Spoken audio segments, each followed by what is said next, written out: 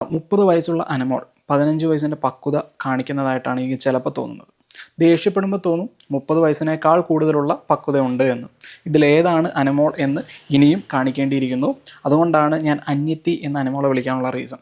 പിന്നെ കൂടാതെ ആവശ്യമില്ലാത്ത പ്രൊമോഷൻ നമ്മുടെ അക്ബർ ആയാലും അപ്പാണി ആയാലും അനമോൾക്ക് കൊടുക്കുന്നതായി എനിക്ക് ഫീൽ ചെയ്യുന്നുണ്ട്.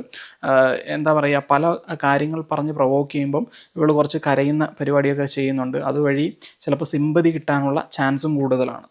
സോ അതിൻ്റെ ആവശ്യമില്ല എന്ന് പലപ്പോഴും എനിക്ക് തോന്നുന്നുണ്ട്. പിന്നെ നമ്മുടെ നിവിൻ തിരിച്ചു വന്നിരിക്കുകയാണ്. അത് നല്ല കാര്യമായിട്ടാണ് കാണുന്നത്.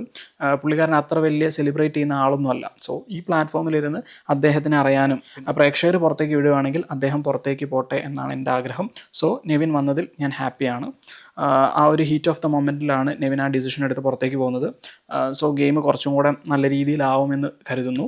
പിന്നെ എനിക്ക് പറയാനുള്ളത്, ഇന്ന് ഒനിയിലും അഭിലാഷും ഷാനവാസും കൂടെ സംസാരിച്ച കാര്യം മിക്കവാറും വീക്കെൻഡ് എപ്പിസോഡിൽ ലാലേട്ടൻ പുറത്തുവിടാനുള്ള ചാൻസ് ഉണ്ട്. അപ്പോൾ ഗെയിം കുറച്ചും കൂടെ ടൈറ്റാവും, രസകരമാവാനുള്ള ചാൻസ് കൂടുതലാണ് എന്ന് ഞാൻ കരുതുന്നു. പിന്നെ ക്യാപ്റ്റൻസി ടാസ്കിലേക്ക് തിരഞ്ഞെടുക്കപ്പെട്ടവർ ബിന്നിയുണ്ട്, രന ഫാത്തിമയുണ്ട്, നെവിനുണ്ട്. അത് ആ ഗെയിമിൻ്റെ പിന്നെ ബേസിസിലായിരുന്നു. അത് കറക്റ്റായിരുന്നു. ജയിൽ നോമിനേഷനും ഏകദേശം കറക്റ്റ് തന്നെയാണ്. അതിൻ്റെ അകത്തേക്ക് തിരഞ്ഞെടുക്കപ്പെട്ടവർ അനുമോളുണ്ട്, നമ്മുടെ അനീഷുണ്ട്. അനീഷ് ഗെയിമിൽ അത്ര പെർഫോം ചെയ്തില്ല എന്നുള്ള പേരിലാണ്. സോ ഇതൊക്കെ വാലിഡ് ആയിട്ടുള്ള റീസൺ എന്ന് തന്നെയായിരുന്നു എന്ന് പറയാൻ പറ്റും. പിന്നെ കൂടാതെ നമ്മുടെ ആദിലയുടെ ക്യാരക്ടർ അടിപൊളിയാണ്. പുള്ളിക്കാരി മിക്കവാറും മുന്നോട്ട് പോകാനുള്ള ചാൻസ് കൂടുതലാണ്. ഉരുളയ്ക്ക് ഉപ്പേരി പോലെ മറുപടി പറയാനും അറിയാം, അത്യാവശ്യം കോമഡി പറയാനും അറിയാം. പിന്നെ ബാക്കി എല്ലാവരെയും അളക്കുന്ന രീതിയും അടിപൊളിയായിട്ട് എനിക്ക് കാണാൻ സാധിക്കുന്നു. സോ നല്ലൊരു ഗെയിമറായിട്ടും എനിക്ക് ഫീൽ ചെയ്യുന്നുണ്ട്.